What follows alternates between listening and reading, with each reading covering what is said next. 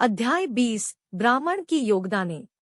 शांतिपूर्ण सवत्थी नगर में गौतम बुद्ध की शांतिपूर्ण उपस्थिति ने एक दिया हुआ अनुयायी और छात्रों की भीड़ खींच ली थी। उनमें से एक विश्वासी ब्राह्मण था जिनका नाम सुदत्त था, जिन्हें उनकी भक्ति और उदारता के लिए जाना जाता था। सुदत्त को गौतम बुद्ध की शिक्षाओं के बारे में पता था और उनमें मौजूद अत्यादर्शक शक्तियों को वो जानते थे। बुद्ध की बुद्धि के प्रति आकर्षित होकर उन्होंने उनके मार्गदर्शन की खोज और अपनी विनम्र भक्ति की प्रस्तुति करने की इच्छा की। एक उम्मीदवार दिन सुदत्त गौतम बुद्ध से मिलने के लिए निकले। उनके साथ में फल, फूल और मूल्यवान रत्नों का एक संकलन लेकर जब वो उस शांत वन में चल पड़े जहाँ प्रबुद्ध व्यक्ति बसते थे, उनके मन में उनके प्रति विनम्र भक्ति से लबालब था। सुदत्त गौतम बुद्ध की ओर बढ़ते समय उन्हें भगवान की उज्जवल उपस्थिति ने मोहित किया।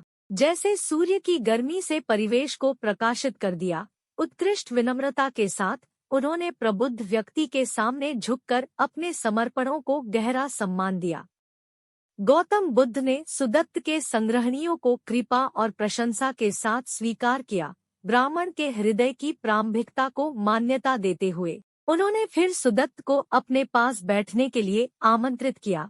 उसके भीतर उभरते प्रश्नों को सुनने के लिए उत्सुक थे, जिन्होंने उस भक्त खोजकर मिले थे। संभावनाओं और सम्मान के साथ सुदत्त ने अपनी इच्छा का व्यक्तिगत ज्ञान और मुक्ति प्राप्त करने की कामना व्यक्त की। उसने माना कि उसकी सामग्री संपत्तियों को भले ही महत्वपूर्ण माना जाए, लेकिन वो वास्तविक शांति नहीं प्रदान कर सकती जिसकी उसने खोज की थी। गौतम बुद्ध ने सुदत्त पर सहानुभूति से मुस्कुराते हुए उसकी ईमानदारी और सत्य की इच्छा की प्रशंसा की।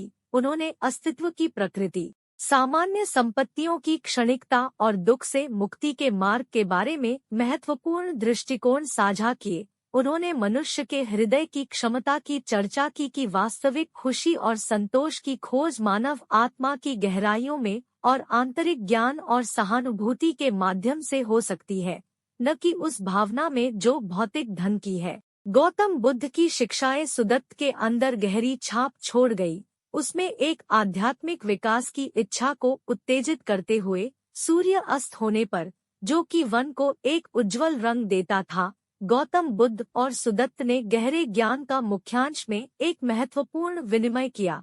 ब्राह्मण ने बुद्ध की शिक्षाओं को समझ लिया, जिससे उसने एक प्रकार की स्पष्टता और उद्देश्य महसूस किया जो कभी नहीं महसूस किया था। बड़ी सम्मान के साथ सुदत्त ने गौतम बुद्ध के सामने झुककर उनकी महत्वपूर्ण ज्ञान की गहरी प्रशंसा की, जिसे उसने प्राप्त किया था। उसने अपने हृदय के अंदर एक आत्मा में परिवर्तन के मार्ग में वास्तविक मुक्ति की राह में एक अद्वितीय भावना का अनुभव किया। उस दिन से सुदत्त ने खुद को सत्य और सहानुभूति की खोज में समर्पित कर दिया। उसने प्रबल विश्वास से जुड़कर अपने हृदय को भौतिक दुनिया के बंधनों से मुक्त करने और अपने आंतरिक शांति की असली भावना की खोज में मार्ग चुना। जब वह गौतम बुद्ध की उपस्थिति से दूर हो गया तो उसे एक गहरा संतोष और उद्देश्य की भावना हुई। उसने जान लिया कि उसकी समर्पणा और योगदान, चाहे वो कितने ही मूल्यवान क्यों ना हो, वास्तव में उसकी आत्मा की आध्यात्मिक ज्योति को जागृत करने की गहरी इच्छा के प्रतीक थे। सुदत्त के गौतम बुद्ध के साथी होने की कहानी फैल गई, जिससे अनगिनत प्राणियों को सत्य की खोज करने और भौतिक संपत्ति की भ्रांतियों से मुक्ति पाने की प्रेरणा मिली। ब्राह्मण की समर्पणा और ज्ञान के प्रति उसकी उत्साहित इच्छा प्रबल आलोक का प्रतीक बन गई, जो आत्मा के मार्ग पर खोज कर आए उत्तराधिकारियों के लिए था। आने वाले अध्यायों में गौतम बुद्ध के जीवन की कहानी और उनके ज्ञान की अतीत की महत्वपूर्ण शक्ति की व्याख्या जारी रहेगी, जो सुदत्त जैसे खोजकरों को सत्य और मुक्ति के असीम क्षेत्रों की ओर मार्गदर्शन करेगी।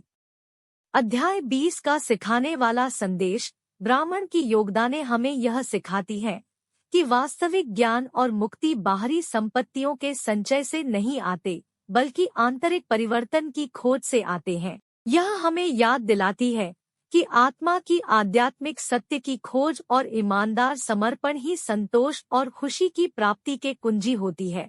यह कहानी हमें प्रेरित करती है कि आत्मा के मार्ग का अनुसरण करने के लिए हमें भौतिक संपत्ति के संलग्नता को त्याग देने और हमारी आत्मा के अंदर असीम ज्ञान की खोज करने की कोशिश करनी चाहिए।